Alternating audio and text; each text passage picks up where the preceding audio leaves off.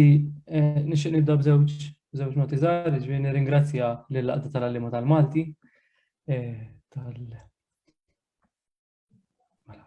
tas-servizz li qed tagħti lill-għalliema u anke ta' dawn it-taħdidiet li torganizza minn żmien għal żmien. U grazzi speċjali lill-għalliema li wara ġurnata xogħol daħlu hawnhekk biex jisimgħuni ngħid iċ-ċuċati. Importanti ngħid kif qed l-aħħar darba li jiena minix mill-qasam tal-pedagoġija, ġifieri jiena ħanaqsam magħkom xi ftit osservazzjonijiet li nagħmel fuq il-lingwa, xi studji li nagħmel jien jew li jkunu għamlu xi studenti tagħna nkunu mexxejnihom aħna fid-dipartiment. U lesta hekk ġifieri biex niddialoga, mhux biex nippreżenta jiena biss, imma biex nitgħallem minn għandkom anke mill-esperjenza tagħkom fil-klassi. Għax speċjalment meta niġu l-kollettiv, jiena konxju li dan huwa qasam tal-lingwa li qed tinbidel ħafna, speċjalment fiż-żgħar. Mela, jiena essenzjalment ħankompli ma tal-aħħar darba. Allura ħanibda b'żewġ slides ħfief biex nfakkar x'għamilna l-aħħar darba. Bażikament għedna li kull nom fil-Malti bil-forsi li tkun jew singular u xekk jew plural. Fil-verità hemm kategorija żgħira wkoll tal-imtenni. Ġifieri jekk għandna kelma bħal sena xekk dik hija singular, sentejn l-imtenni li jiġi tip ta' plural, u mbagħad għandna l-plural snin. Imbagħad hemm il-kategorija dik li l-aħħar darba tfajnija sfelnet għax ma kienx ċans nitkellmu dwarha tal-kollettiv. Issa il-kollettiv għaliex huwa partikolari biex nantiċipa ftit. Għax minn banda jġib ruħu bħas-singular. Jiġifieri ngħidu t-tuffieħ imħassar, ngħidu t-tuffieħ frisk, ngħidu dan it-tuffieħ. Mill-banda l-oħra jġib ruħu bħal-plural. Jiġifieri bħalma jien ngħid ħafna snin, nista' ngħid ħafna tuffieħ. Araw ftit, bis-singular li ieħor b'sena ma nistax ngħid ħafna sena. So mela għandha il-kategorija li minn banda tiġib ruħha bħas-singular, mill-banda l-oħra tiġib ruħha bħal-plural. U l-aħħar darba li għamilna wkoll huwa li qisu n-nomi tal-Malti ġbarnihom fi 3 kategoriji. Skont l-iżvilupp morfoloġiku tagħhom, skont il-grammatika tagħhom. Jiġifieri għandna nomi li jaqgħu f'sistema jingħidilha qisha bħal tal-Ingliż. Li tfal li iktar ikunu aktar tfal tal-lum tant esposti għall-Ingliż aktar huma aktar familjari magħha. Singular plural, platt platti, arloġġ arloġġi. Imbagħad hemm it-tieni kategorija, sewwa din hija ħafna inqas kif rajna l-aħħar darba, l-kategorija li jkun fiha 3 tarġiet, is-singular xahar, l-imtenni xahrejn u l-plural xhur. U dik li ħanitkellmu dwarha llum it-tielet kategorija li tikkonsisti normalment minn 3 elementi, ġieli 4 kif se naraw, ġifieri l-kollettiv bħala ħawħ jew tuffieħ li semmejna ftit ilu, minnu noħorġu n-nom tal-unità billi nżidu a normalment biex hekk ħawħa jew tuffieħa, u mbagħad għandna l-plural madud li tipikament jintuża man-numri minn 2 sa 10 u xekk żewġ ħawħiet, 5 ħawħiet, eċetera. Issa, mela l-aħħar darba għamilna żewġ taqsimiet oħrajn u xekk fuq il-plural u fuq l-imtenni, issa ħanaqbżu għat-tielet taqsima li hija tal-kollettiv. Biex inkun għad kollox, jiena għandi ftit informazzjoni oħra lejn l-aħħar fuq qasam ieħor marbut mal-att tan-nom li huwa in-numerali, ġifieri jekk nużawx 5 jew 5 ngħidu aħna. Issa naraw jekk ikollniex aptit u jekk ikollniex moħħ wara di diskussjoni fuq il-kollettiv li nagħmluhom. Jiena vera ftit għandi hemmhekk imbagħad naraw. Mela. Għax qed nipprova nmiss daw il-punti li kemm il-darba li ma jiġbdulna l-attenzjoni tagħna lejhom. Mela, x'inhu l-kollettiv jew kif jissejjaħ minn xi wħud in-nom tat-tip? Huwa jirreferi għal tip jew ġabra normalment ta' annimali, ħxejjex u oġġetti inanimati. Jiġifieri qed nitkellmu fuq kliem bħal dubbien, qamħ, madum u ħobs, sewwa bħal eżempju. U t-tieni punt importanti ħafna li minnhom nistgħu noħorġu nom tal-unità jew li xi wħud isejħulu farrat waħdini. Jiena minn hawn l-qudiem ħanuża l-kollettiv u n-nom tal-unità sewwa bħala termini imma qed nirrikonoxxi li hemm termini oħrajn. U noħorġu minnu billi nżidu demb fuq wara le, minn dubbien noħorġu dubbiena, minn qamħ noħorġu qamħa, minn madum noħorġu maduma, eċċetera. Li hemm interessanti hawnhekk f'dil-kategorija u li għandna żewġ singulari. Jiġifieri dubbien huwa singular, dubbien fitt. U dubbiena huwa wkoll singular, dubbiena fitta. Le, ġifieri din hija kategorija stramba mhux tas-soltu, u qed ngħid stramba fis-sens li jekk inħarsu lejn il-lingwi tad-dinja, ftitu mal-lingwi, relattivament ftitu mal-lingwi li għandhom sistema bħal din tal-kollettiv. Naturalment insibu lingwi semitiċi bħal l-Arbi sewa li minnu jewritnija, hemm xi lingwi oħrajn infirxi madwar id-dinja li għandhom sistema simili ħafna, ġifieri li jibdew b'singular li jirreferi għal kwantità jew għal tip, għal xi tip ta' ġabra, u mbagħad minnhom nisiltu rappreżentant wieħed. Kif konna ngħidu, is-sistema taħdem ħafna drabi bitlieta, bajt, bajda, bajdit, larinġ, larinġa, larinġiet, mhux hekk. Imma għandna xi eżempji, xi nomi li jidħlu f'sistema berba. Bħal qamħ li minnu noħorġu n-nom tal-unità qamħa, imbagħad għandna l-plural madud qamħiet li kif konna ngħidu is-soltu jintuża biss meta qudiemu jkun hemm numru sewa minn 2 sa 10, żewġ qamħiet, 3 qamħiet. Imbagħad hemm il-plural tal-kollettiv, jiġifieri intom nimmaġina taraw din il-vleġġ xekk li tinċaqlaq. Jiġifieri bħal kieku għandna il-plural madud li jiġi l-plural tan-nom tal-unità, bajda bajdit. U mbagħad għandna l-plural dan bħal qmuħ li jiġi b'xi mod il-plural tal-kollettiv. U fil-fatt, plurali bħal qmuħ jew turġien jew dbiben jirreferu għal kwantitajiet kbar ta' qamħ jew għal iktar minn taraġġ wieħed. Ġifieri normalment għandek din l-idea ta' għax il-bqija ma tużax turġien u xekk, ġifieri jekk tkun tlajt wieħed tlajt it-taraġġ, imma jekk tkun tlajt iktar minn wieħed, tgħid illum lajt saqajja daqskemm tlajt turġien u xekk. Taraġġ u taraġġ u taraġġ. Sewa. Issa, il-kollettiv kif kont ngħidu huwa singular, mela għandna bajt frisk, larinġ qares, dubbin fit, imma għandu karatteristiċi tal-plural. Jiġifieri joqgħod ma' kliem bħal ħafna, ħafna bajt, ma' ftit, ftit larinġ, ma' xeba dubbien, ma' koċċ, eċetera. Sewa dat tip ta' kliem li jirreferi għal kwantità. Li kif nafu normalment fil-Malti. Li kif nafu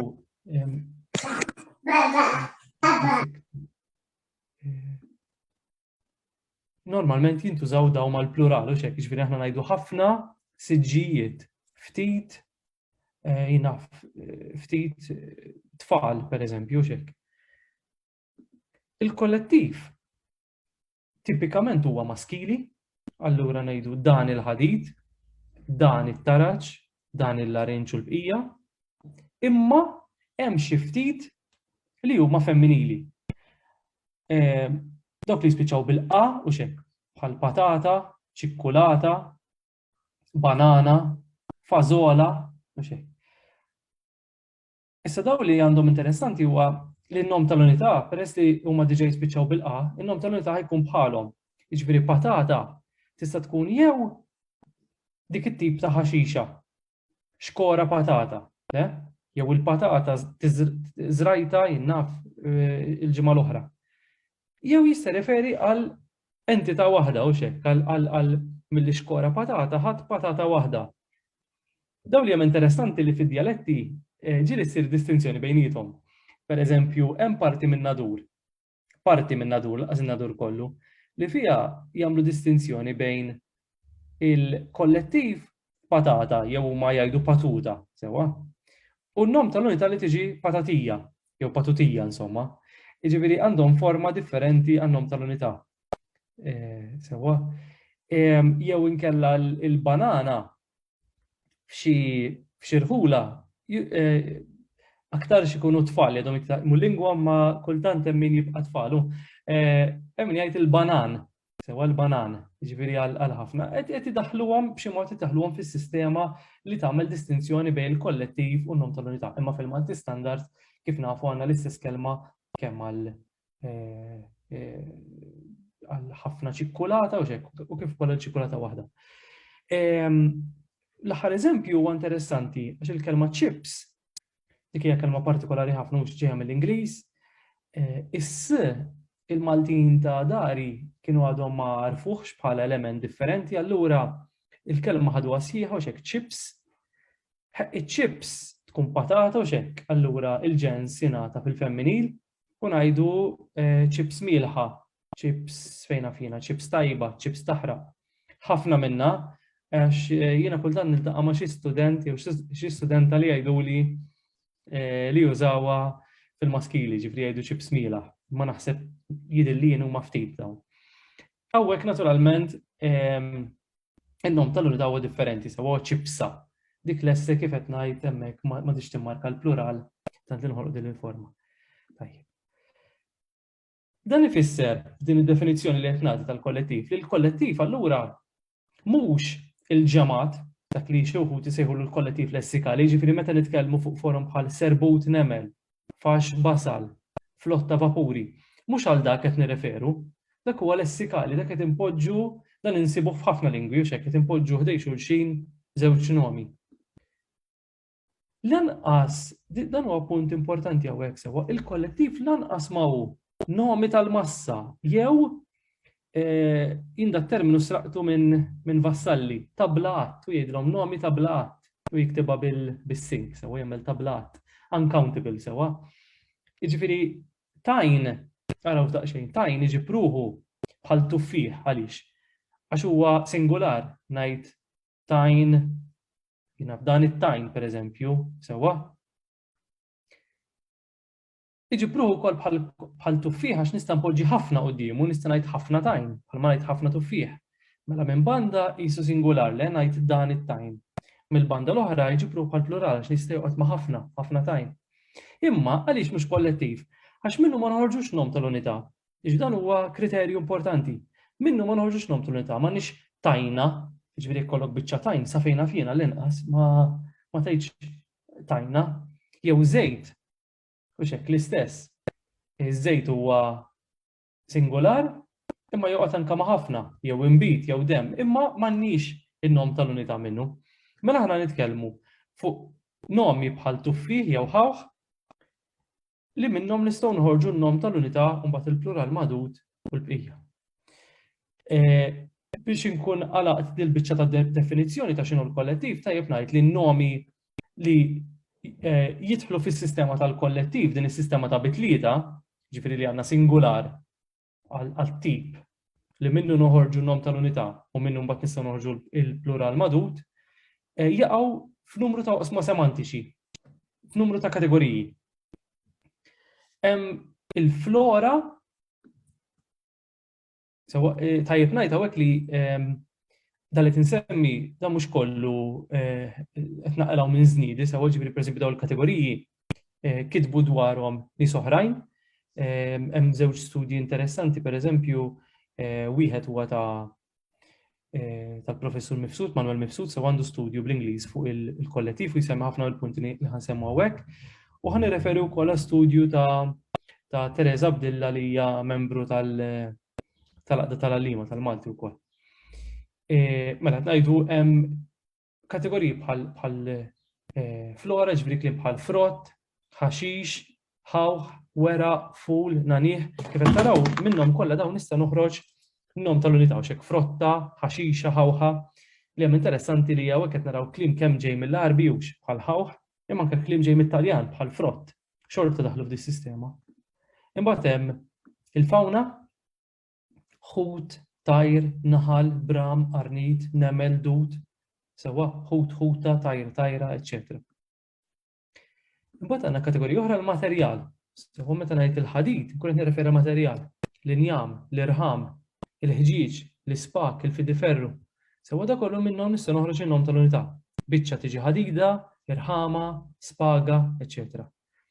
Imbagħad hemm kategorija tal-ikel, hemm numru mhux ħażin ta' nomi li jaqgħu li jagħmlu ma' din il-kategorija semantika. Il-ħobs, pereżempju, minnu noħroġ ħobża, ġobon, noħroġ ġobna, aġin, aġina, krips jew crisps, insomma skont kif tgħidha wkoll ġejja mill-Ingliż imma ngħidu kripsa. Imbagħad hemm kategorija tas-settijiet bħal żarbun. Ħafna ma jrealizzawx li żarbun taqgħu wkoll fis-sistema tal-kollettiv għax żarbun jirreferi għal tnejn, sewa għandna sett, imma huwa singular, ġifieri aħna ngħidu xtrajt żarbun ġdid, mhux żarbun ġodda. U fis-sewwa huwa daqsxejn strab meta tisma' xi ħadd jgħidlek par żarbun. Par żarbun, għax żarbun diġà jfisser tnejn. Aħna sa fejn fien qatt ma smajt par papoċ, pereżempju, jew par karkur, għax nafu li papoċ u karkur diġà huma tnejn, imma insomma, dak diskors ieħor. Żarbun u mbagħad waħda tiġi żarbuna, papoċ u waħda tiġi papoċċa. Karkur u waħda tiġi karkura. Jien anke sansitra smajt fil-flop u fil-floppa, pereżempju x'hekk. Għax tibqa' testendi qed ngħidha fil-flop u x'hekk kif tinqatgħu min jgħidha flip-flop insomma. Boots ukoll din mhux kulħadd jħaddimha b'dan il-mod, hemm min għandu l-kelma boots biss. Imma jien pereżempju kbirt f'ambjent fejn minn tfuliti konna ngħidu boots, għatnej li huma, waħda bootsa, bħalma waħda żarbuna, żewġ bootsijiet, mhux hekk jew tlieta, hija l-inqas forma li tuża dik tal-plural madud, imbagħad jekk ikollok ħafna, kollok kwantitajiet kbar tuża bwiet. Bħal boot, bwiet u xejn. Bib ukoll jaqa' din is-sistema, speċjalment meta jkollok bib ta' bitnejn, ġifieri għandek il-biba tal-lemin u l-biba tax-xelluk pereżempju. Tajjeb, imbagħad hemm kategoriji oħra. Ġifieri hemm di imħalta insomma, jiena hawnhekk insejħilhom oħrajn. Jiġri għandek kliem bħal sħab u mewġ li ma jiġux mal-oħrajn imma wkoll jidħlu f'dis-sistema, sħaba u mewġa. U d-dies u xek, u d-diesa. Xar, parti tal-ġisem, le waħda xara. Kliem u minna noħorġu kelma. U l-bies u minna noħorġu libsa. Issa dawn huma xejn partikolari daw it-tnejn tal-aħħar kliem u l-bies, għax dawn kif qed taraw il-forma tinbidel ma tiġix kliema u l-bisa, imma tiġi libsa u kelma. Issa, fuq in-nom tal-unità, ħanajdu ħaġa żgħira fuq in-nom tal-unità wkoll. In-nom tal-unità kif għedna niffurmawh bis-suffis a, kważi in-nomi kollha tal-unità niffurmawhom bis-suffis a. Mbagħad għandek l-allomorfi tagħhom, l-varjanti tagħhom, jiġifieri għandek dawk li t-sok tagħhom ikun jispiċċa bil-i bħal lumi, inżidu l-omija lumija. U dawk li jispiċċaw bil-u, inżidu l-omwa, ħelu, ħelwa, le? Fil-diferru, fil-diferruwa. Mbagħad hemm xi ftit li jieħdu s-suffis u flok a. Pereżempju bżaru, bebbuxu, ħarrubu. Se dawn ikunu interessanti għax ikunu differenti minn pereżempju bżaru u bżara, le? Huma differenti minn xulxin. Jew il-fulu u l-fula wkoll huma differenti minn xulxin, il-fulu l-miżwed u l-fula l-żerrija ta' ġol miżwed, jew il-ħamimu jiġi r-raġel u l-ħamima l-mara. Tal-ħarrubu interessanti. Ma nafx hekk għax iltqajtu magħha, nannu kien meta kont żgħir kien qed jinbixni. Kien jgħidli hemm frotta waħda li ma tispiċċax bla. U jien daw konna apprezzhom għax dawn huma nies ta' bla skola, ma xorta kienu jaslu għal daw it-tip ta' osservazzjonijiet. Jien kont inkisser moħħi sewax jekk toqgħod taħseb fihom koll il-frott tradizzjonali ħanajdlu hekk sewa l-frott lokali kollu jaqa' fis-sistema tal-kollettiv. Allura jkun jispiċċa bil-qa, dullija, tuffiħa, bettieħa, eċċetera. U tweġiba hija l-ħarrubu. Issa rajt, l-istorja nbidlet, la għax issa għandna ħafna frott mill-Ingliż bħal pineapple jew ġieli mit-Taljan u x'naf jiena, il-mango, eċetera, li ma jispiċċax bil-qa, imma il-ħarrubu sewa huwa l-frotta u l-ħarruba hija s-siġra mbagħad. Issa, skużawni ma nafx ġara hekk. Mela. U numru ta' studji għamlu osservazzjoni li fil-kollettiv hemm parallelizmu ma' dak li jgħidulu non-verbali. Araw daqsxejn bħalma minn ħobs noħorġu ħobża u ħobżiet, minn serq noħorġu serqa u serqiet u jaħdmu l-istess ukoll serq huwa singularux. Dan is-serq jew is-serq sar imma jintuża wkoll b'ħafna, ħafna serq. Tifsiriet li hemm interessanti li anke nomi li ma jaħdmux bil-forum tal-arbi. Xorta numru minnhom jidħlu f'din is-sistema, ġandek ħafna sparar, waħda sparatura, is-suffis inbidel ftit hawnhekk, u mbagħad ħafna sparaturi. Jew imbuttar, waħda imbuttatura u ħafna imbuttaturi. Ma nafx qed jiġri hekk. Osservazzjoni interessanti hija wkoll li dan huwa wieħed mill-ftit mekkaniżmi li writna mill-arbi li għadu jilqa' fih nomi li daħlu mit-Taljan, mill-Isqalli, mill-Ingliż. Għaliex? Għax huwa essenzjalment mekkaniżmu ngħidulu konkatenattiv, jiġifieri kemm iżid demb fuq wara ħafna drabi. Allura mhux bħal mekkaniżmi l-oħrajn tal-arbi li jitolbu li toqgħod toħroġ l-air u tdaħħalhom fil-forma. Allura għandna ħafna kliem mit-Taljan bħal ravjul jew qastan u xek li daħlu f'dis-sistema. Ravjuli, ravjula, qastan, qastna. Interessanti l-kelma spaghetti. Spaghetti, għalkemm tispiċċa bil-i, u l-i normalment jimmarka l-plural, fil-Malti huwa singular, mhux ngħidu l-spaghetti għadu nej. Mhux l-spaghetti għadhom nejjin, sa fejna fiena. Għajdu li intom, sewwek ma le, Joseph.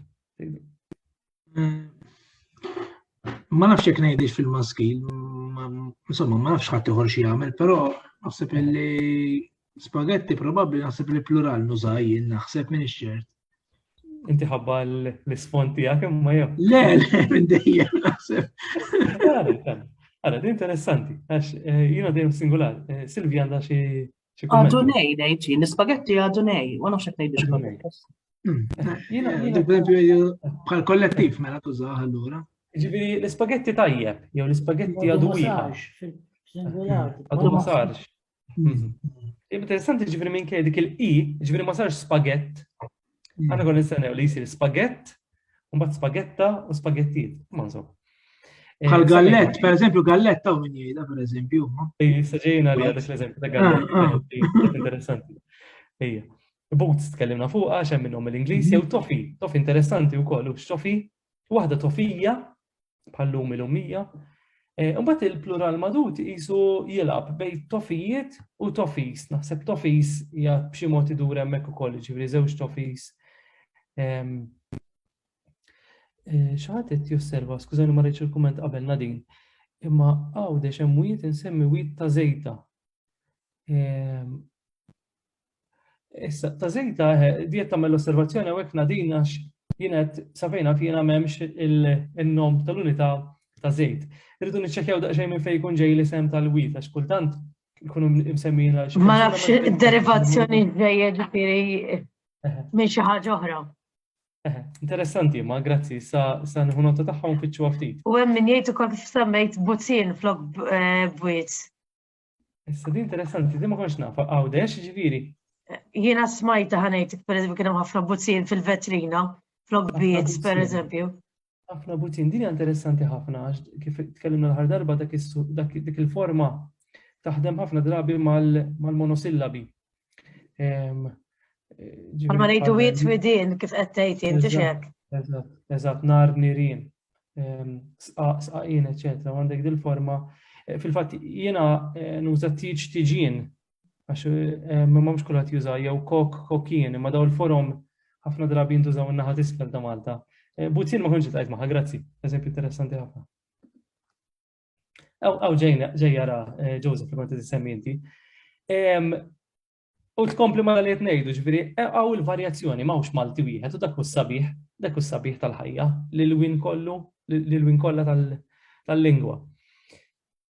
Għal xi nies Nadin inti hawn xi jew x'hekk important saqsi lilek għax naf li għawdex jaħdmu differenti, ma mhux biss għawdex ta'.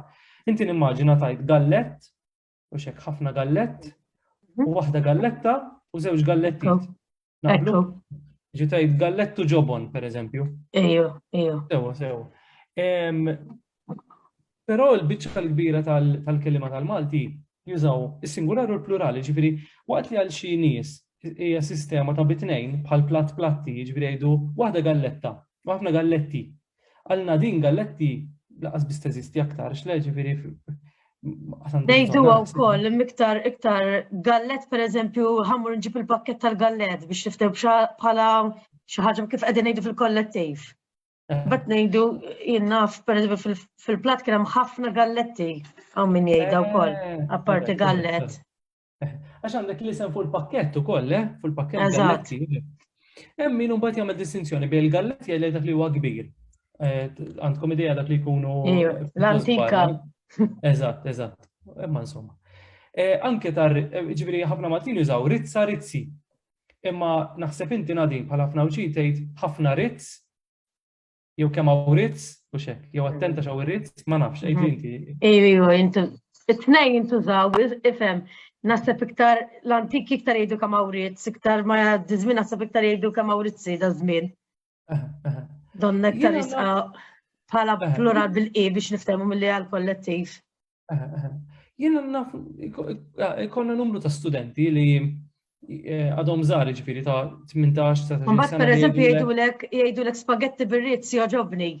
Hemm aħna kont ngħidlek. Dejjem skont il-kuntest fejn ħadd użaw, ġifieri għandek sitwazzjoni mod ieħor. Jien ngħid għalija li hemm interessanti huwa li jien nuża rizza rizzi, rizz ma kontx naf biha. Imma mbagħad għandi l-forma rizzijiet. Żewġ rizzijiet pereżempju li. Pereżempju daħħal żewġ saqajja biex niftehmu, l-splinguni biex niftehmu. Eżatt li fil-Kastijaj m'għandix tkun hemmhekk insomma. Orrejt. Hija, u mbagħad hemm affarijiet oħra. Pereżempju għal uħud għandek il-piżella waħda u ħafna piżelli u tieqaf hemmhekk l-istorja. Imma oħrajn minkejja li piżelli tispiċċa bil-qi bħatta spagetti di, jgħidulek ħanitkellem fuq isewwaħ li piżelli friska, bħalissa u l-piżelli friska. U mbagħad waħda piżella u żewġ piżelliet, u x'jekk jaqgħu tnejn, żewġ piżelliet. Aħna bil-maskil nużaw piżelli frisk ngħidu. Hekk kont se ngħid. Imbagħad ikollok min piżelli juża fil-maskili flok il-familja, jgħid piżelli frisk. Hemm xi eżempju oħrajn, ġifieri ħafna Maltin fekruna l-plural tagħha jiġi fkieren, imma min dak il-nom jidħol fis-sistema tal-kollettiv. Ħafna fekrun, aw min jgħidha, ħafna fekrun, waħda fekruna, eċċetera. U mbagħad għandek il-varjazzjoni fil-ġens kif insemmu, ġifieri stajna komplejna fuq piżelli, aw min jgħid piżelli friska u min jgħid piżelli frisk, aw min jgħid ċiras jew ċirasa, li aħna ngħidu il-kliem bħal ċirasa, hemmhekk mhux qed nirreferu għal waħda, din sertat min juża ċirasa għandek tispiċċa bla allura kemm in-nom tal-unità u kemm il-kollettiv huma għandhom l-istess għamla. Imma min jgħidlek ċiras, u qisu bħalma bdejna nsemmu min jgħidlek banan. Qed iwaqqgħu jew frawli fl-eżempju qiegħed fil-femminil kieku jien hekk nużaw ukoll il-frawli kienet. Imma meta tal-għajna l-avviż kien hemm min ikkummenta għal mela l-frawli mhux kien. U tnejn issibhom jiġifieri daw ivarjaw. Naħseb dawn huma tlieta li jvarjaw, iċ-ċiras jew ċirasa, il-frawli u l-piżelli. Marija għandha xi mistoqsija jew kumment. Michael qed tismani. Daqsxejn mill-bogħod imma qed nisimgħu. Mela, ħanejdlek. Jiena d-diffikultà li għandi b'dan il-kollettiv ġeneralment ma tkunx jekk inżidx sabiħ jew sabiħa pereżempju ma' frawli, imma pereżempju ngħid il-frawli sabiħa u ħsilta jew ħsilthom. Ġejjin għalija ta' meta tuża l-verb. Okay. Meta tuża l-verb hija. Okay, grazie. Interessanti Marija. Mela, ma nafx għaliex qed jiġri da. U dana fuq le, ġifieri minħabba din it-tensjoni li hemm bejn il-kollettiv li hija kategorija fis-singular. Imma tirreferi għal plural. Eżatt l-eżempju ta' Marija eżatt jaħbad hawnhekk hux. Għandi l-frawli sabiħa jew sabiħ u mbagħad kif se nkompli. Jiena naf li qed nara mhux qed nara ħaġa waħda kif is-soltu nuża singular. Lura ma' żmien ġara li xi nomi lanqas biss baqgħu singular. Ġifieri s-siġar, aħna ngħidu siġar twal illum, u le? Ma tismax siġar twil. Dawn il-baqar, mhux dan il-baqar, issa jiena ma nafx il-Maltin kollha xi jgħidu sewa ma dordhomx kollha l-Maltin, imma normalment jintużaw fil-plural. Jibqa' fdal wieħed. Jiġifieri dik il-fatt li jkollok il-qiegħed, żewġ siġriet jew żewġ baqriet, dak il-forma tikxef li xi darba daw kienu fis-sistema ta' bitlieta tal-kollettiv. Dak il-fdal. Imma jien nissuspetta wkoll li iktar meddi żmien, speċjalment meta nisma' tfal jitkellmu, nisma'hom jgħidu żewġ siġar. Ġifieri qisu għalihom waħda siġra u tnejn jew ħafna siġar. Tidħol fis-sistema tal-plural. Imma insomma. Li xtaqt naqsam magħhom dan, hawn xi eżempji. Bad minn żewġ awturi mustaċċuni insomma tagħna. mhux biex noqgħod nitkaża bihom ta' assolutament, imma biex nuri kemm il-kollettiv joħloq diffikultà anki l-aqwa awturi tagħna sewwa. Jiġifieri Franz Samut jiftaħ il-gaġġa għandu l-introduzzjoni bellezza. Wara daqsxejn fl-istess paġna jibda juża l-kelma kliem fil-plurali, jgħid il-kliem fihom, kieku fihom, idamdmu. Dik iktar l-isfel juża l-kelma kliem fis-singular, il-kliem huwa biss kliem. Jew Paul P. Borg f'dal-Ejġi Alla fl-istess kitba għandu inxomm il-weraq iswed, allura qed jużah fis-singular, imma mbagħad imdendel ma' weraq nidjin li hija plural. Issa, x'jista' jkun dan? Hemm dal-konflitt din it-tensjoni li semmejt, ġifieri li għandek nomi li grammatikalment huma singolari ma kunċettwalment plural. Meta titkellem fuq weraq, vera tajt dan il-weraq jew weraq isfar, hemm inti taf li tirreferi għal ħafna. U wieħed ma jistax jeskludi lanqas naħseb l-influenza tat-Taljan u l-Ingliż fejn m'għandekx is-sistema tal-kollettiv bħal manna fil-Malti. Forsi iktar l-Ingliż illum qed jaffettwa liż-żgħarux. U inti kliem qed tuża fil-plural u naħal qed tuża fil-plural u weraq qed tuża fil-plural fl-Ingliż u bla ma trid dik iġġorra miegħek anke fil-Malti. Da jista' jkun sew fekk għamilt mistoqsija hemmhekk għamilt punt tal-mistoqsija. Hawnhekk kif tistgħu taraw wara dawn huma xi sentenzi li ħadd mill-MLRS minn korpus ta' ħafna testi miktubin bil-Malti waraw daqsxejn. Weraq ħomor, taħta weraq sabiħ, weraq kbir. Dawn il-weraq ikunu folti. Bil-weraq ħodor, weraq imħallat, weraq jitmejjel l-isfel. Jinnaf il-weraq jimbaram, il-weraq jittebbaw, weraq fin. Ġifieri qed taraw li aħna nikdbu mhux biss l-awturi li semmejt, imma kollha kemm aħna ġifieri għax meta nikdbu b'xi mod kollha insiru awturi, qed invarjaw jekk nużawx weraq fis-singular jew fil-plural. Hawnhekk hawn xi eżempji ara daw kollha huma eżempji ta' kliem ġdid. Kliem ġdid, batt aġġettiv li ħafna drabi jintuża ma' kliem sewwa. Imbagħad jekk immorru l ta' warajha hawn kliem ġodda sewwa. Ġifieri qed naraw iż-żewġ eżempji issa. Skużawni ma nafx ġara.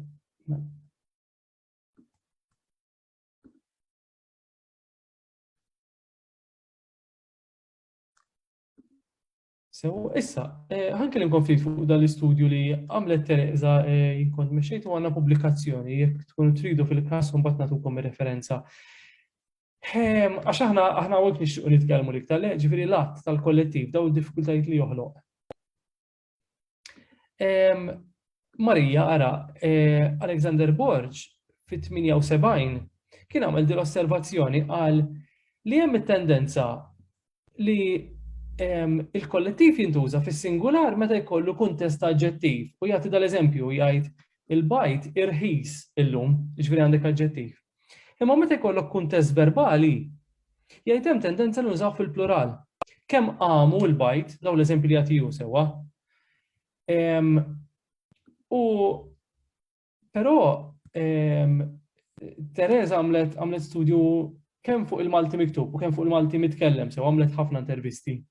U bażikament ma sabitix din it-tendenza ma sabitix li hemm distinzjoni netta bejn is-singular u l-aġġettivi fuq naħa u l-plural u l-verbi fuq naħa l-oħra. Però jiena nosserva kemm il-darba li jinnaf, pereżempju, l-kelma kliem, speċjalment meta jkollok ċerti idjomi, ħafna darbi nużaw fis-singular li ngħidu kliem faħxi, kliem ibes, ma rridux kliem ibsin.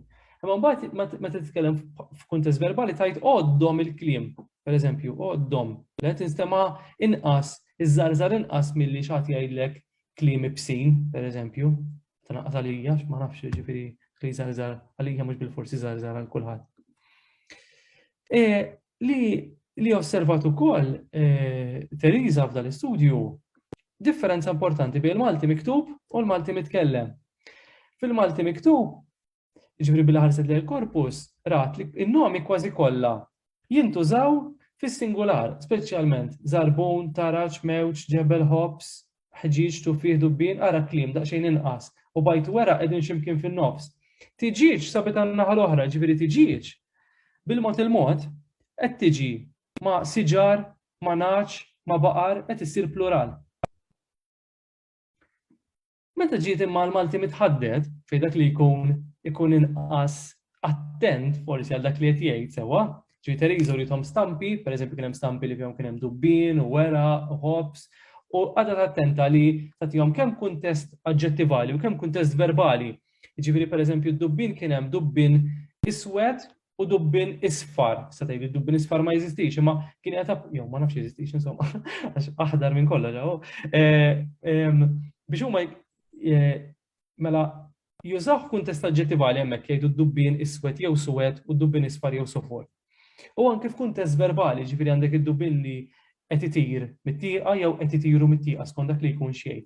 U kif qed taraw hawnhekk, żarbun, taraċ, mewġ u ħġiġ baqgħu fuq ix-xaqliba tas-singular. Tiġiġ baqgħet fuq ix-xaqliba tal-plural imma l-oħrajn qegħdin bl-iswed iċċaqalqu jiġifieri wera, kliem, bajt u dubbien fit-taħdid sabithom iktar użati fil-plural anke hops milli fis-singular. Tuffieħ u ġebel qisu din fin-nofs sa ċertu punt anke ma' hops. Jiġifieri ammur waħda lura. Hawnhekk għandna kategorija li tkidna daqsxejn u x'hekk tħabbatna ftit. U nixtieq nisma' daqsxejn minn għandkom. Ġifieri speċi x'għandna nagħmlu meta jkollna student li juża weraq jew kliem fil-plural. Ġifieri jikteb kliem ġodda jew jikteb weraq sofor. X'inhi l-attitudni tagħkom? X'tagħmlu f'dal-każ? Jew jiena hemm xi diffikultajiet partikolari li tiltaqgħu magħhom meta tiġu biex tagħlmu l-kollettiv. Din hija sistema differenti minn tal-Ingliż, le? U anke minn ta' ħafna nomi fil-Malti, minn tal-biċċa l-kbira ta' nomi fil-Malti, il-biċċa l-kbira ta' nomi fil-Malti hawn f'kategorija ta' wieħed singular u ħafna plural. Ma nafx jekk tikkummentaw fil-każ ngħaddu għal xi ħaġa oħra. Silvia? Mela, jiena nlem il-Malti li l-barranin, il-livell tagħhom ikun l-iktar wieħed baxx il-pedament. Insib diffikultà meta biex niġi biex nallem il-plural. Jekk pereżempju ħantihom, jew f'moħħi għandi kemm hu komplikat il-plural tagħna, ikkomparat ma' lingwi oħra. Allura diġà nkun qiegħda naqra dembi taħt il-plat. Imma rrid nagħmlu. Jekk jiena ħajkolli pereżempju l-ħaxix u l-frott għax dak iktar il-nogost wara nagħmel il-kolubri u qed infehmu. Niġi fid-dubju għandix intihom il-kollettiv jew mit-tnejn għall-plural li nagħtu mit-tnejn sal-10 għalfejn għax ma kien nilhom tuffiħat ma nafx għalfejn ma nafx hekk hux jiġi l-idiosinkrasija tiegħi. Irid intihom in-numru jekk kien tgħidli tuffiħat ħadgelfixnik ma tinix numru u naħseb laqqas biex ma nifhmekx biex ma nkunx daqs. Imma nintilef. Allura lilhom nibda ngħid sentihom, mela nibda ntihom jidhru kemm komplikat ma għadux nagħmluh ngħid ħa nitlifhom. Allora spiċċajt intihom il-kollettiv, u ma nafx hekk qed nagħmel tajjeb għax hekk jiena suppost qed nuża man-numri. Imma mbagħad pereżempju jekk jidħol li 3, 4, 7, 9 u 8. Ara kemm ħanaqtalhom iktar qalbhom. Qed nagħmel tajjeb jew intihom il-kollettiv inflok lew. Ġifieri qed nifhmek sew Silvia, inti qed tgħid qed tihom il-kollettiv daqslik huwa plurali, ġifieri. Iva, naf li mhux tajjeb imma tuffiħ ngħidilhom għax iktar ħafifa tneħħel imbagħad ikultant inżid milli intihom dawk il-kliem li nkun irid intihom in-numri. Dik il-problema l għandi. Jiena insiba interessanti ħafna u intu titkellem naħseb biżbal biss slide minnhom naħseb fast ħalli nsiba ta'. Għax interessanti li semmejt inti l-frott u l-ħaxix, kemm il-darba niġu f'di sitwazzjoni ħabba l-frott u l-ħaxix. U l-annimali wkoll. Dik ma jkollix fis-sillabu, però l-frott u l-ħaxix daw jgħidu nderruhom ħajmorru jixtru, forsi jmorru jixtru minn tal-van. Nipprova nġilhom jużaw il-Malt. Jiena naħseb li fil-każ tal-frott u l-ħaxix, kważi jaqbillek tispjega ftit li hawnhekk naħdmu b'sistema differenti. Għax ħafna drabi inti ma jkollokx tuffiħa waħda le, ikollok tara kwantità. Kilo tuffiħ, nofs kilo tuffiħ. Normalment ikollok kwantità ta' dam. Allura f'dal każ nibdew mill-kollettiv ta' dam, u mbagħad inżidu l-qaf wara ta' dama. Issa naf li daqsxejn komplikata, speċjalment jekk huma jkunu mitħla ta' lingwi naf Sistema bħall-Ingliż. bħal-Ispanjol dik l-iktar jinmarqaw konformi maħna jiena jew ninsolva bħalissa. Ħmerija ħdejtana x'kemm taga biex tispiċċa l-aħħar itrażizz jew siġi m'għandek xejn ta' komplikat. Allura aktar nibda ngħid kemm ħajrawa bitqila. Jiena l-annimali semmejthom di naħseb bista biżbal. Semmejta l-annimali mhux kollha xorta għax araw daqsxejn. Serduq fil-każ tal-frott u l-ħaxix kważi kollha jaħdmu bl-istess mod, imma araw ftit. Serduq jieħu l-plural srida, mela da jidħol fis-sistema l-kategorija singular plural anke kelb klieb. Imma għaliex tiġiġ jew nemus ma jaħdmux hekk. U tweġiba hi li aktarx. L-aktarx mhux waħda jkun hemm hemmhekk, le anke kelb tgħidli jista' jkun hemm iktar minn wieħed. U anke serduq jista' jkun hemm iktar wieħed, imma normalment ikollok is-serduq u ħafna tiġix, le? Allura, meta jkollok il-kwantità, jiskatta dal-mekkaniżmu ħafna drabi tal-kollettiv. Allura ma nemus, ma dubbin, ma naħal, ma nemel, le? Ġifieri nifhem din daqsxejn tensjoni li jkollok hawnhekk Silvia, ma Għax ma nkunx qed nitlifhom, għax kif ittihom sistema, okej, naf nispjega, ma kif ittihom sistema diffiċli, jitfu li switch. Ma ntihomx tort. Imma fl-istessin hija faċli mbagħad ukoll għax li darba titgħallem tuffieħ kemm iżid il-qa u xek, kemm iżid tuffieħa, Għax ġifieri. nibda mill-singular, l-ewwel intihom stampa waħda. Mbagħad meta nipprattika biex nitkellmu ħammorru nixtru jiena nkun tal-ħaxix. U ngħidhom biex tordna kaxxa ta' dam, kilo larinġ, nofs kilo jiena flanġas. Għalhekk intihom hekk, u ma dejjem qed tberreni biex qed nagħmel sew jew le. Ħana li kara, ġifieri tista' jekk trid tibda mis-singular, le tista' tibda minn tuffieħa minnhom tal-unità mhux mis-singular xi tnejn singularu. Anke li ieħor tgħidlu plural, daqsxejn ta' problema mbagħadux. Jiġifieri jien naħseb li hemmhekk anke inti l-fatt li inti tħossok skomda li xi aħna hemmhekk nitkellmu fuq it-tuffieħ, fuq il-larinġ.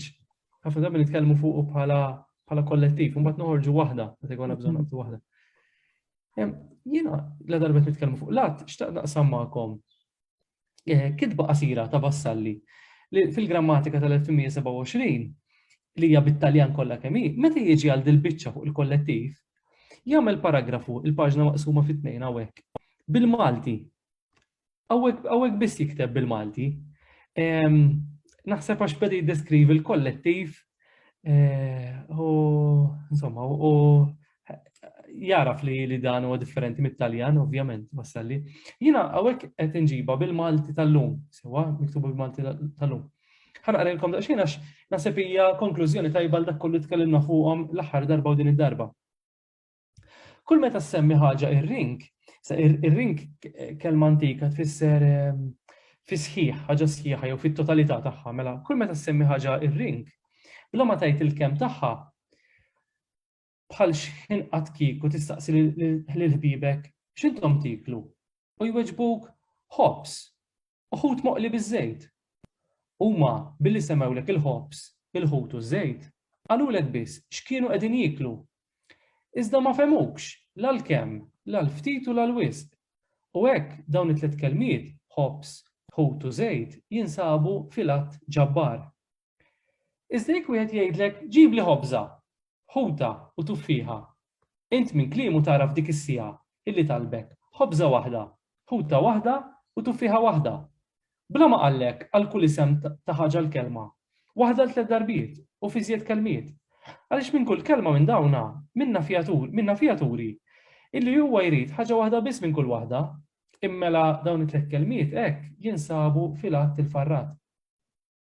Jekk imbagħad jgħidlek kieku rrid ħbistejn u bajtejn, int b'kull kelma mit-tnejn tifhem illi huwa jixtieq minnek żewġ ħobżijiet u żewġ bajdiet. U dan ngħidulu l-att imtenni. Imbagħad hemm kelmiet li juru l-ħwejjeġ fi ftit att. Imma iżjed minn ħaġa u inqas minn 11. Jew inkella uħud jew waħdiet bil-għodda. Bħal meta wieħed jgħid xtrajt 4 xitliet tal-ħabaq bit minn ħabbiet. li jiġuni ħabtejn il-waħda. Iżda xi tliet minnhom għajjenin u mitbulin. Dan jingħad il-att madud. U kif kienet tajt Silvia xi nsejt nikkommenta fuq dak il-punt li semmiet, kelma bħal tuffiħat jew xi tliet jew ħabbiet kif qed naraw jintużaw kważi dejjem, ħalli ma ngħidx dejjem mingħajr ma nitfa' kważi, ma' numru qudiemhom. Sewa ġifieri għalhekk fil-fatt kultant ikun hemm min ikollu kun qed jitraduċi fejn fin kelma bħal words u jagħmel kelmiet, jgħidlek dawn il-kelmiet biex jevita li jużalek dawn il-kliem pereżempju. Però kelmiet waħida hekk tinħażaq xejn stramba, ġifieri hemmhekk biżejjed tuża dan il-kliem jekk trid. Il-kliem hemmhekk biżejjed m'hemmx fejn tużaw. Kelmiet imbagħad jekk qed tirreferi għal tlieta jew erba' tajt tliet kelmiet. Il-att imbagħad li ngħidulu tabla att juri l-ħwejjeġ bla tarf bil-wisq u rfus. Bħal xejn kieku ngħidu dort irħal kollu u ma sibx ħobs u anqas qamħ. Imbagħad mort il-belt, sibta mimlija bil-ħobs u bil-qmuħ. Dawn huma kelmtejn ta' blat għaliex fihom jiftiem il-wisq ta' bla tarf. U din hija kwotazzjoni interessanti ta' Vassalli li tiġbor dak kollu tkellimna fuq, sewa s-singular, l-imtenni u l-kollettiv u n-nom tal-unità minnu. Issa, sinjuri, saru kważi skorrejna l-25. Jien għandi ftit noti fuq la talbet nitkellmu fuq numri fuq daw ta' żewġ u żewġ. Però nista' nieqaf hawnhekk, jiġifieri għamilt ftit slides biex inkun għamilthom għal jista' jkun. Jekk tippreferu tkomplu titkellmu fuq il-kollettiv, nagħmlu hekk u daw forsi nagħmluhom xi darba oħra jew ma jimpurtax. Jekk ma tgħidu li għandkom ftit noqogħdu jina ftit minuti oħra nagħmluhom, igwidawn intom. Naħseb nistgħu nagħmluhom ta'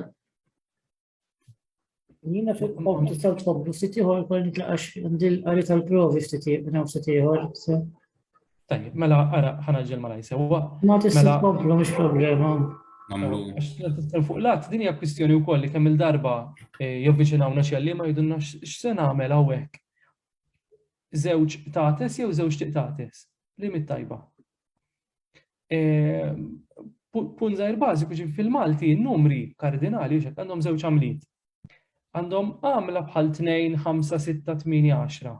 U għamla oħra 2, 5, 6, 8 u 10. U x'inhi d-differenza bejniethom? Li tal-ewwel kolonna jintużaw waħidhom. Nistgħu ngħidulhom intransittivi hux. Jiġifieri ngħid kilt 2. U hekk. L-oħrajn huma transittivi, ġifieri warahom irrid nom. Araw ftit, ħarsu lejn tliet eżempju. Jekk ngħid kilt 2, dik għamiltilha stilla quddiem għax dik mhix tajba hux. Irrid ngħidlek 2 xiex, 2 panini. Mela hemm differenza bejn numri meta jkunu waħidhom, hemmhekk nuża 2 jew nuża 5. U n-numri meta jkollhom nom warahom, dak il-każ irid nuża 2 u 5. L-aħħar eżempju interessanti hemm eċċezzjoni żgħira meta nkunu qed nordnaw. Meta nkunu qed nordnaw dik huwa eċċezzjoni żgħira tal-lingwa normalment hemmhekk ngħidu tieni 2 birra, ġifieri hemmhekk nużaw 2 imma jew npoġġu n-nom warah. Mhux ma' birra biss, imma anki jinnaf. Pizza. 2 irkotta, xiex. 2 pizza. Meta tordna, hemm dil-formola 2 irkotta u 2 piżelli pereżempju. Li naturalment 2 birra mbagħad hija differenti minn 2 birra, imma dak diskors ieħor. Issa, li joħolqu il-problema huma dawn li huma transittivi għax għandhom għamla bit u għamla mingħajra. 2 u 2, 5 u 5. Fil-każ ta' 6 tibqa' l-istess, dik hija faċli, 8 u 8, eċetera. Mela. Kważi l-kelliema kollha tal-Malti jaqblu li qed noqgħod attent qabel ma nuża kliem bħal kollha u qattax ma tistax tgħid sewa. Jaqblu li ma' kodba jużaw 2, imma ma' ħbieb jużaw 2.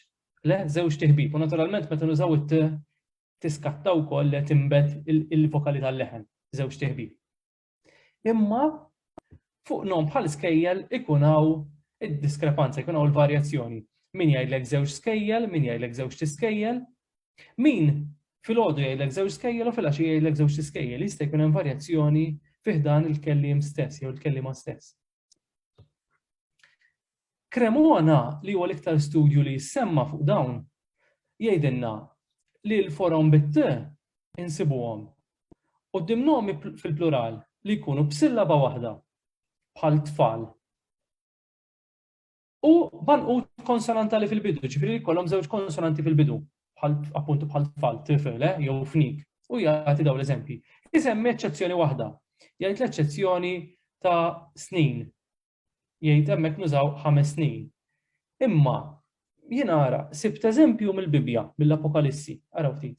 Dragun aħmar enormi b'7 rjus u 10 qrun. M'għandniex it-hawnhekk le, minkejja li għandna rjus. Hemm laqam antik, pjuttost antik, tas-7 rġiel, mhux tas-7 tirġiel hawnhekk, minkejja li di taqa' taħt il-kategorija ta' Cremona. Għandna l-kelma jiem li m'għandix żewġ konsonanti fil-bidu, ma aħna ngħidu 5 ijiem. Le? U hemmhekk għamilt tates, sejdu li intom, ġifieri meta għandna l-idjoma u x'ngħidu kull ma kien hemm, x'tgħidu intom? Naħseb erbaqtatis ngħidlek u kun hemm veru erbaqtatis u bħala mhux Idjoma. bħala djoma ngħidu erbaqtatis. Forsi jien biex nbiddel. Ma nafx għawdex tgħidu għad l-idjoma intom. Nadi, tgħiduha. Kien hemm erbaqtatis jew. Jintużaw it-tnejn li huma kif qed tgħid. Ifhem il-ġenerazzjoni li tiela jħawdu qegħdin bejn 4 u 4. Ġifieri li hemm ukoll barra ta' jiem, ta' xhur hemm xhur ukoll barra snin li hija eċċezzjoni u hemm kelma oħra bħalissa ma sax tiġi kien naf li dawn tas-7 sena rridu nagħmluhom ukoll li jafu li qegħdin b'sillaba waħda jieħdu 5 biex niftehmu. 5 xhur, 5 snin u hemm oħra. Mhux ħmiru. Le, ma sax tiftakara bħalissa l-kelma, il-ktib tal-iskola mhux qiegħed fejn bħalissa. Ġieli jsemmu ħmir jista' jkun? Le, ma niżiltilhom ġdejk, ngħidlek, ma xhur snin żgur li semmejnielhom konna. Xhur hija partikolari fejn mhux vera fil-kitba tibda b'żewġ konsonanti, ma fit-tlissin fit-taħdid għandek xhur, ġifieri imma iva jekk noqogħdu fuq il-kitba hija eċċezzjoni wkoll. Il-istudji l-oħrajn, dawk li b'xi mod jidħlu fid-dettall, sewa daqsxejn fid-dettall hawnhekk għamiltilkom lista ta' numru minnhom. Kulħadd jispara u jfajjar sewwa. Biss jaqblu fuq wieħed, fuq punt wieħed. Li it-t hija fakultattiva, sewwa hija optional, ma nomi b'żewġ sillabi li jibdew b'żewġ konsonanti, ġifieri kollha kemm huma jaqblu li fil-Malti għax aħni fuq ta' Cremona li dawn ma b'dawk sillaba waħda. Imma għandek studji li morru lura sa' Aquilina sewwa 65 li semmi ġifieri qed jitkellem fuq żewġ żwiemel li talterna ma' żewġ tiżwiemel, 4 kmamar u talterna ma' 4 tikmamar. Issa jiena u kollega tiegħi Christopher Lucas għamilna żewġ studji, se ngħidilkom għaliex tnejn. Biex nippruvaw nifhmu eżatt x'ikkondizzjona l-iżjieda tat-t meta nżiduha jew le. U nista' ngħidilkom li minn dak li bdejna naqraw bdejna qasarna daw 3 elementi. Kemm hemm sillabi jekk hux waħda, 2 jew iktar.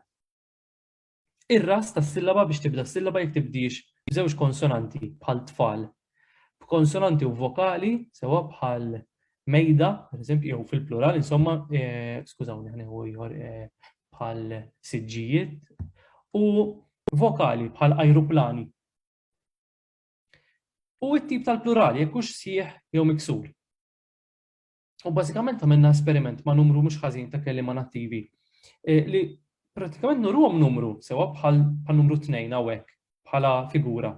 U ħdejja kollhom skola. Huma jridu mod spontanju jgħidulna żewġ skejjel jew żewġ tiskejjel. Nista' ngħidilkom xi wħud minnhom sejjaħnilhom 2 sentejn wara biex nirreplikaw l-esperiment. U tiskanta kien hemm minnhom pereżempju l-ewwel darba qalu żewġ skejjel u t-tieni darba jkun qalu lek żewġ tiskejjel. Jiġifieri u kien hemm numru mhux ħażin minnhom. Tiskanta kemm hemm varjazzjoni fil-kelliema, ġi aħna kultant ikollna idea ngħidu le jiena żewġ skejjel dejjem ngħid, ikollna din l-idea. Imma mbagħad tibda titkellem u jibdew ħirġin il-forum oħrajn. Skużawni. Issa, ara, ir-riżultati huma dawn. Tal-ewwel daw tlieta juru il-monosillabi. Hawnhekk juru dawk b'żewġ sillabi u hawnhekk juru skużawni, mela, hawnhekk juru l-ewwel tlieta huma dawk li jibdew b'żewġ konsonanti. Hawnhekk juru dawk li jibdew konsonanti u vokali u dawk jibdew vokali biss. Issa. Ħanibdew minn dawk b'żewġ konsonanti għax dawk huma l-iktar interessanti. Il-blu huma dawk b'sillaba waħda. Sewa, jiġifieri tfal, kelma bħal tfal l-iktar li ġibdet it-t. 5 tfal pereżempju. Bħal żwiemel tiġi hawn b'żewġ sillabi, sewa u mhux ħażin, jiġifieri qabeż in-nofs, madwar 50%. Biktar minn sillaba waħda, sewa dawk ma tantx attiraw ftit li xejn. Dawk li jibdew konsonanti u vokali bħal siġġijiet pereżempju, dawk kważi xejn ma attiraw it-t. U di daqsxejn stramba hawnhekk di. Dawk li jibdew vokali bħal ajruplan pereżempju jew warbli, ajruplani jew warbli, ma nistgħu nikkonkludu xejn ċar fuqhom, però niftakarni meta kont nagħmel l-esperiment li kien kull darba jaħsduni dawn il-forom, x'għad jgħidlek 5 tajruplani. Naf 10 tarbli pereżempju li jiena għad nisalhom nħosshom skomdi ma strambi ma kien hemm ftit minnhom. Jiġifieri bażikament nistgħu ngħidu li meta n-nom ikun jibda konsonanti u vokali it ma tfetx. Vokali biss ir-riżultati mhumiex ċari ma jgħidilix li hemm affarijiet interessanti għaddejjin. Mela l-bidu tas-sillaba jidher li huwa importanti dak li kienet jgħid Cremona u qalu ta' waraħ li jekk is-sillaba tkun tibda b'żewġ konsonanti dak jidher li huwa punt importanti, speċjalment ikunu monosillabi għax 90% minnhom ikunu bit-t. B'żewġ sillabi nofshom, qisu nofsu nofs, sewwa ġifieri nofs 5 żwiemel u nofs 5 tiżwiemel. Ħafna sillabi kważi qatt. Meta l-plurali kollha ħafna sillabi kważi qatt. Issa, u meta minna l-ewwel studju ma tajniex każ, ċoe konxjament ma żidniex il-fattur tal-plurali jekk hux sieħ jew miksur għaliex. Għax iktar ma żżid elementi imbagħad ikollok ittawwal il-kwestjonarju. U inti ma tistax tajjihom, ma trix tajjihom il-partiċipanti. Imma raw daqsxejn ġara. Mela ħanibda mit-tielet kolonna. Fejn hemm iktar minn sillaba waħda, kważi qatt ma feġġet it-t. Fil-fatt hemm minnhom b'0%, 3%, sewwa. Immorru l-estrem liħor, inħal oħra, dawk li huma b'sillaba waħda, kważi dejjem feġġet, jiġifieri hemm 97%, 94%, 88%, 76%. Naturalment hemm l-eċċezzjoni ta' snin, dak li semma Cremona huwa minnu li snin rari, jew kważi qatt ma tattira it-t. Issa ħansemmi hawnhekk. Ir-raġuni hawnhekk aktar xi storika.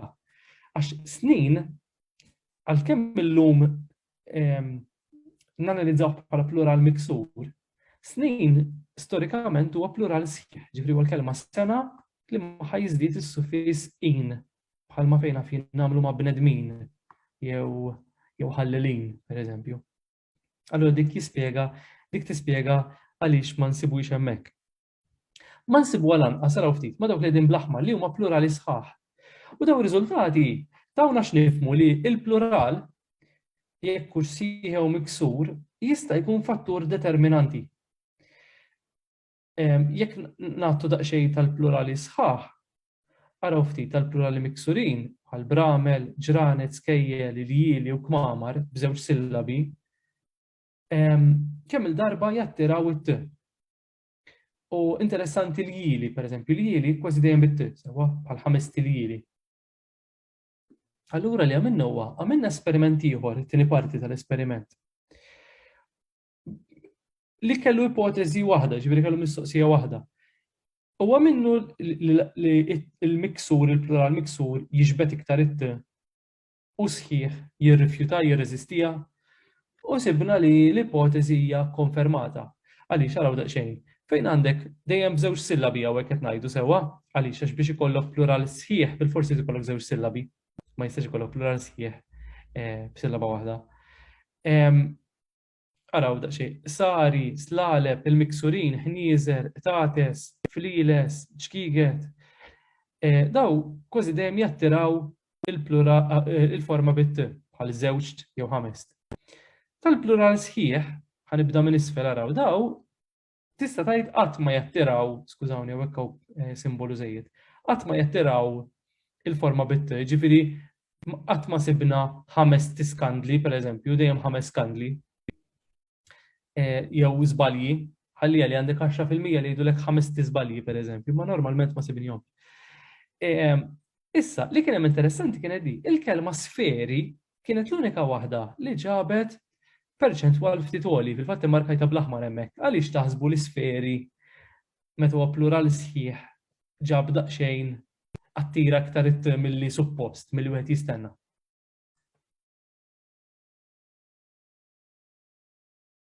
Bażikament għax min kellu plural sħiħ għandu l-għamla, għandu l-mużikalità tal-plural miksur.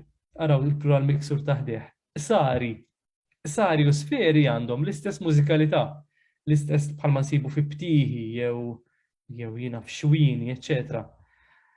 Allura il-qrubija fil-ħoss mal-plural miksur aktarx li ġelet lil terz bejn u ieħor tal-parteċipanti jgħidu 5 tisferi flok 5 sferi. Però li riżulta minn dal-istudju huwa li dak li jikkondizjona iż-żieda bit-t forum bħal 5 huwa qabel xejn il-tip ta' plural jekk hux sħiħ jew miksur. Il-miksur jiġbed it-t u sħiħ le. U fattur sekondarju huwa elementi tal-fonoloġija tal-ħoss, jiġifieri jekk is-sillaba tkun tibda b'żewġ konsonanti u n-numru ta' sillabi. Jekk ikun b'sillaba waħda jattira ħafna, ftit inqas jkun b'żewġ sillabi. Jiġifieri li qed ngħidu hawnhekk huwa li jekk ikollna plural miksur b'sillaba waħda bħal tfal jew ħbieb u b'żewġ sillabi bħal żwiemel jew kmamar, iċ-ċans huma li ħajattiraw it-t. Żwiemel u kmamar ħajattiraw daqsxejn inqas. Jiġifieri daw jibdew juruna li għandna nwessaw daqsxejn il-komma meta ikonna jinnaf xi komponimenti jew xi kitba li fiha xi ħadd jikteb 4 tiqtates jew 5 tikmamar jew jinnaf żewġ tiflixken, għax dawn huma forom li lew nettilhom innutati ħafna biss pereżempju hemm Makkulina f'kitba tal-65 tal-1965 li jinnutom. U daw it-tip ta' studji ta' ma jfissirx li dan huwa l-aħħar kelma ta' dal-istudju, ma daw istudji juruna li insomma ġifieri l-forom b'żewġ sillabi jattiraw it-t wkoll. Dak kull ma rrid ngħidilkom jiena. Grazzi ħafna tal-attenzjoni u tal-paċenzja tal-li bqajtu tisimgħuni minn kelliq biżna xejn il-ħin.